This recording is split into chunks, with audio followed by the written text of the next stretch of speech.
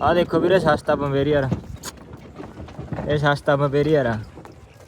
ਜਿਹੜੇ ਕਹਿੰਦੇ ਨੇ ਨਾ 1500 1000 ਰੁਪਏ ਦਾ 2000 ਦਾ ਮੇਲ ਚਾਹੀਦਾ ਬੰਬੇਰੀਅਰ ਦਾ, ਆਹ ਸੀਗਾ ਜੀ।